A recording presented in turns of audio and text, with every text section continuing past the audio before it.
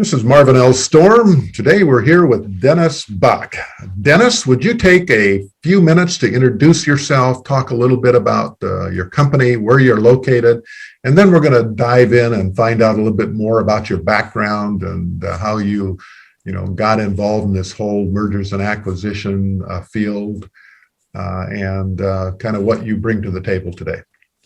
Sounds good. Thanks for having me on, Marvin. My name's Dennis Buck. I am a managing director at Chapman Associates. I'm personally based out of Baltimore City, Maryland, sorry. And my background is, I actually started more than 15 years ago on the buy side. And over the last couple of years, moved over to the sell side and working now on the business brokerage. Okay, why don't you give us a little background on your kind of pre-M&A career, where you, before you started with Chapman or got involved in, the whole mergers and acquisition, what was kind of your path to that tweaked your interest at mergers and acquisitions as a place that was a good fit for your skill set? I had no idea what I wanted to do out of college, and ended up doing economic consulting for a small group at KPMG. I was working in Boston. I was doing economic consulting, working for 2 PhD economists, and also doing some, well, I'll call it tax-related work. They refer to it as transfer pricing. Their clients are large. Oh, sounds pretty esoteric and pretty brainy. Very. And while I was there, I got to the opportunity I was working on a project that was taking me back to, that I was spending the majority of my time in New York City. And so I was traveling back and forth. And while I was there, I met with some people and ended up deciding, hey, I don't want to do this anymore. I'd rather live in New York and work for an investment firm. And so I started working with an old investment firm called Lord Abbott and Company with one of their mutual funds.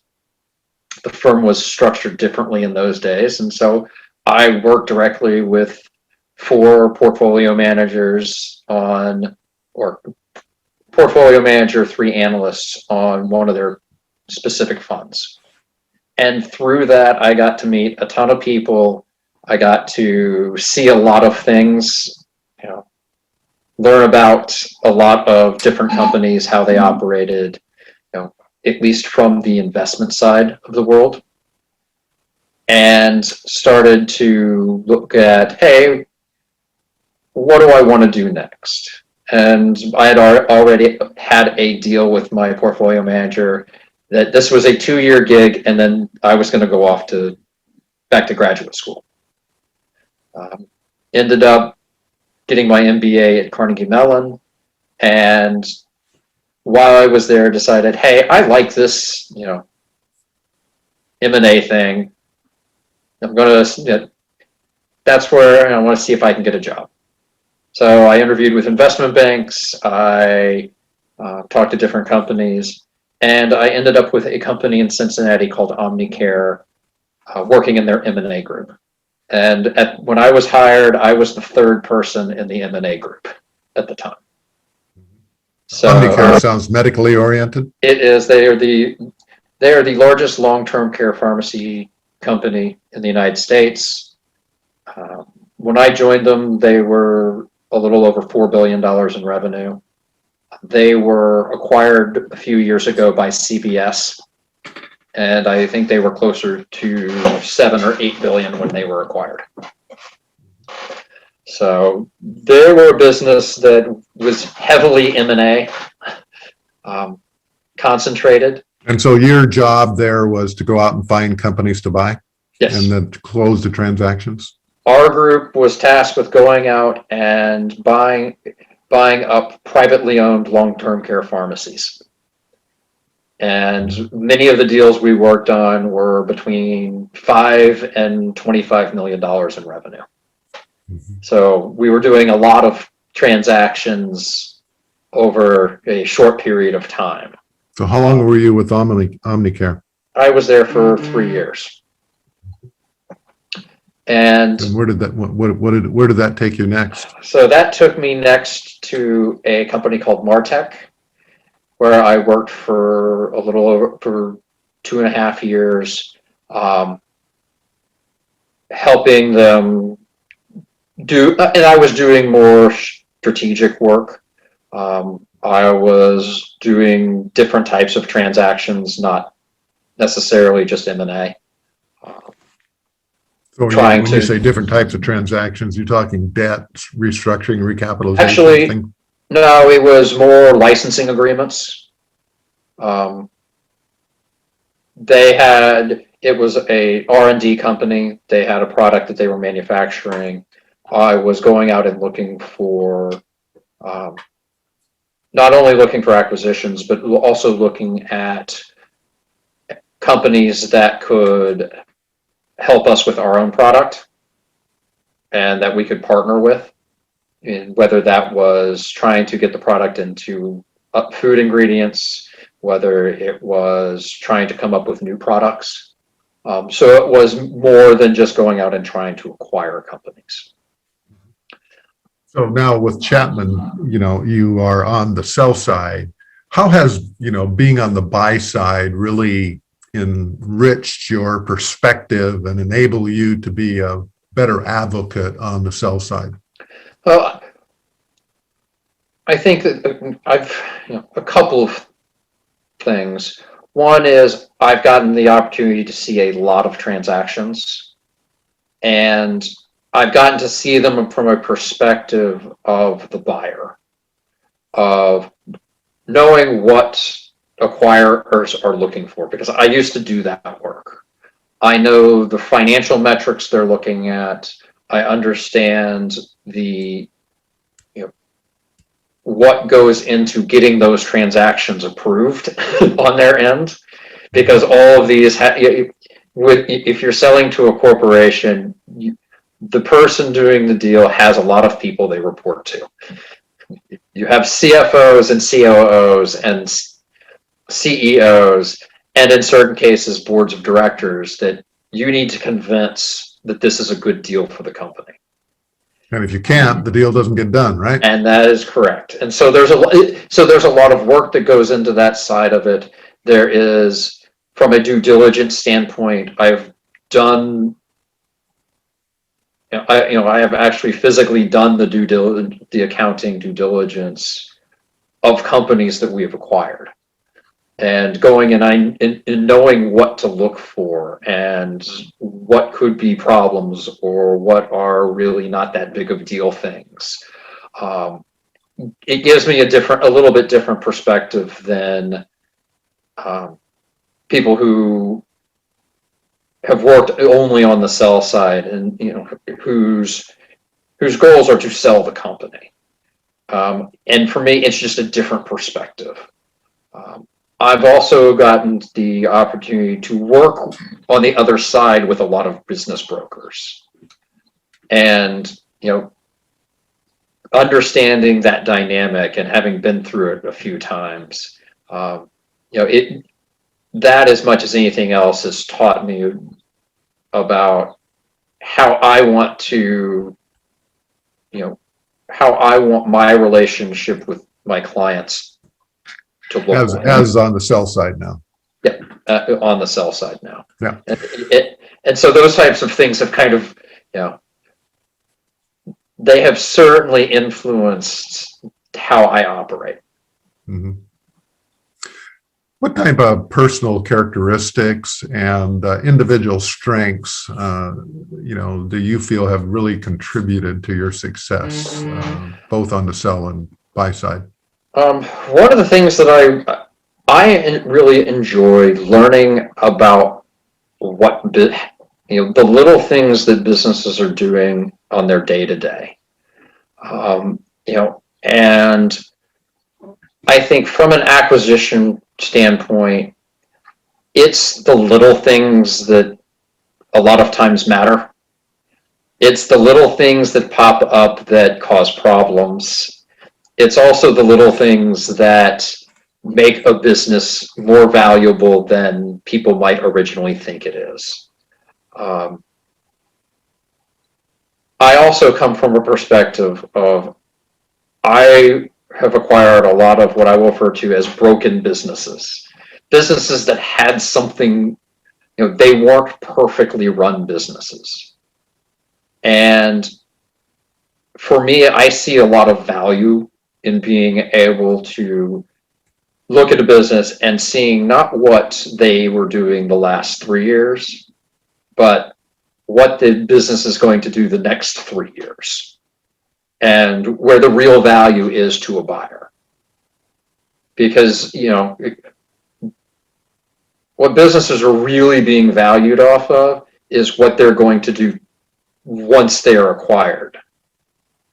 That's where the true value to the acquirer comes. It doesn't come because the guy did, 3 million of EBITDA last year. That really doesn't matter as much as him being able to do 3.5 million next year.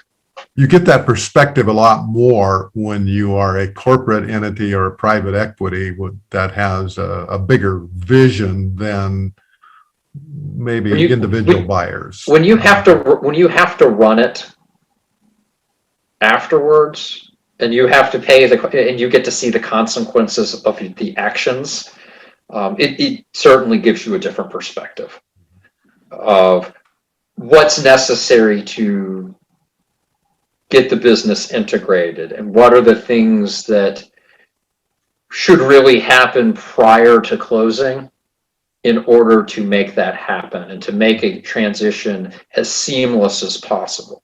Because as you know, a lot of business owners aren't just selling their business and walking away the day they sell it. They're still involved. A lot of them, if you're selling to a private equity firm, or any, numbers of different types of transactions, they're staying on with the business afterwards. And that relationship between the buyer and the seller is really important. And making sure that, even after the business is acquired, that the seller, who's still important to the business, is still happy and is still being able to, and there is, clear guidelines and a good relationship between, the person he sold to, he or she sold to, and their new employer, because that's really what the change in dynamic is. And change in dynamics is a big issue, and it's a huge issue. Yeah. So over your career, let me ask you, what have been some of your more interesting challenges when it comes to a learning curve or making mistakes? What kind of big ahas have you benefited from on mistakes that you've made or things that you've learned along the way? One of the things that I've learned, in particularly in the M&A process, is something is always it's never going to go perfect. You will always find something.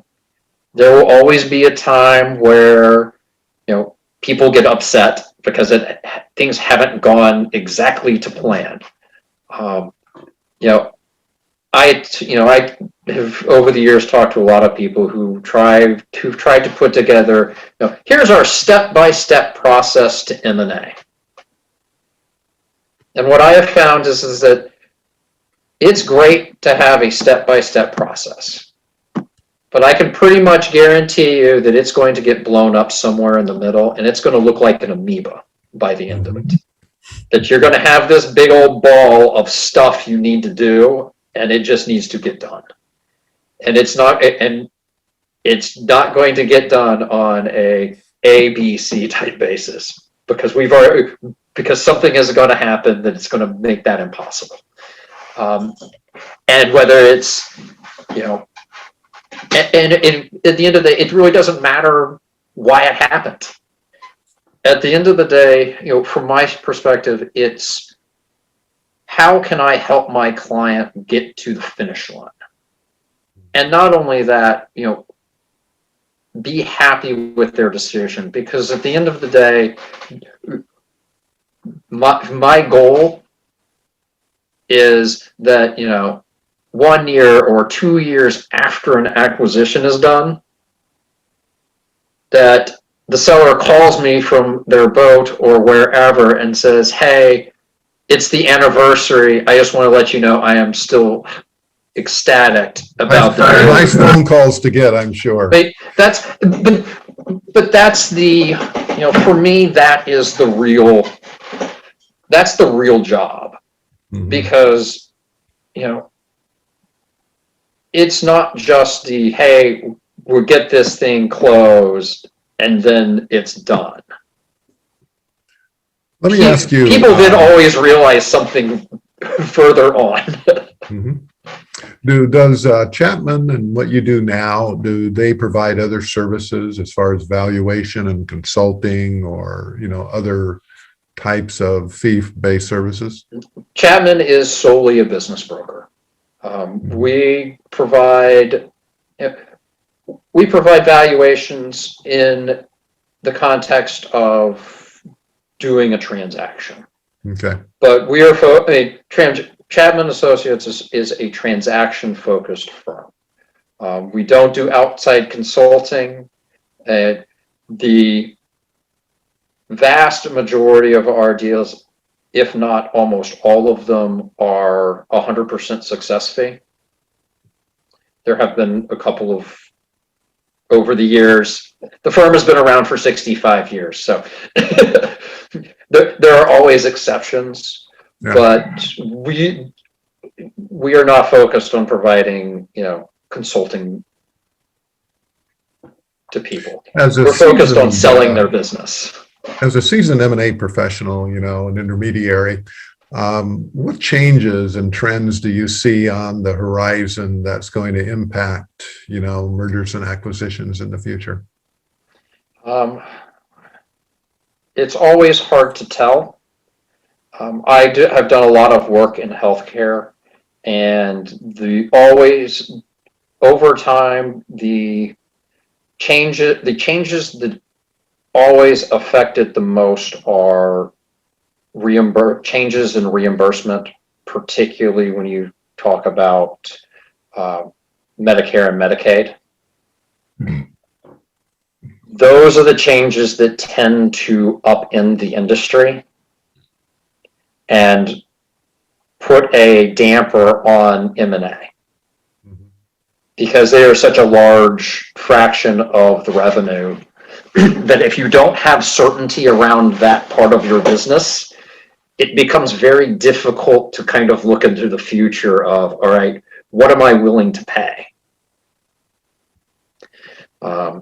So I think that's always something, particularly as we move, there is always talk about, Medicare for all. Anything that goes down that route, that route is going to affect the business.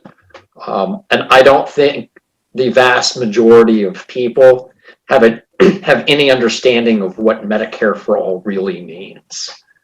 Because they don't understand the internal structure of how Medicare and Medicaid actually reimburse.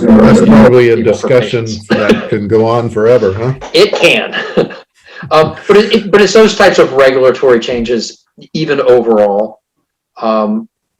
To like recently, for something that is, there is current legislation for changes to employment status in what would be considered an independent contractor versus an employee. Right. And that has massive implications on the construction industry, because the construction industry operates with lots of subcontractors and independent contractors, and that type of bill would have a massive effect on the industry. Well, let me ask you, when you think back and your 25, 30-year-old self, knowing what you know now, what advice would you give that person? today? There are definitely some things I would have done differently with my career. Just give me one thing. I will tell you that most of the people that I have worked with in corporate development over time, the majority of them are no longer doing this job. I happen to very much enjoy it. But I also kind of look back and think that there were some opportunities I passed up because I really like doing M&A work, and that I could have probably gotten some other experiences that would have helped me along the way instead of just kind of being all M&A all the time.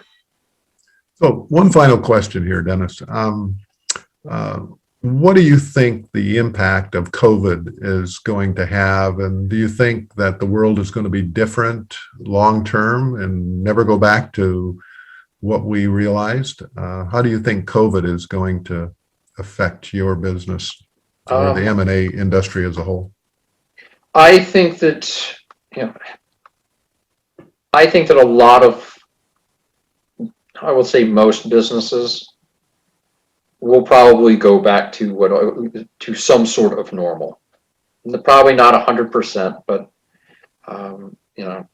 people will go back to the office, maybe not the same way they did 2 years ago, but there will still be those types of businesses. I think that the bigger effect on COVID was for technology-driven businesses, that it forced adoption of certain technologies faster than it otherwise would have been. So you've got some businesses out there that, you certainly have a good number of small businesses out there that simply have gone away. They will never come back, and it's truly unfortunate. I also believe that some new businesses have been started that will probably be very valuable going forward, just because you have greater adoption and greater ways and new ways to sell your products going forward. And so you will see valuations in some parts, and as you've seen even with the stock market, valuations have increased for some businesses and decreased for others. So I think there's always kind of a yin and a yang of there's good and there's bad. And it's a question of where you are, and for business owners, how you are able to adapt. Well, those are some unique insights, and I appreciate you taking the time, sharing a little bit more about your background, your career path, and how those experiences along the way are really helping you as an M&A advisor today to better serve your clients. So this is Marvin L. Storm with the Business Exit Stories podcast. I'm going to repeat that. This is Marvin L. Storm wrapping up this episode with Dennis. Dennis, if people had to reach out to get a hold of you, how would they do that? I can be reached either on LinkedIn. I'm a managing director with Chapman Associates. The website is www.chapman-usa.com, or I can be reached over email, dbuck@chapman-usa.com. Well, thanks, Dennis, and appreciate you being here. So until our next episode, this is Marvin L. Storm. We'll see you next time. Thanks for listening to the Business Exit Stories podcast. For more information or to reach out to today's guest, visit www.businessexitstories.com for more details. Please subscribe, rate, review, and share this podcast from your favorite podcasting platforms. And remember, maximizing business value at the time of exit doesn't happen magically. It takes planning.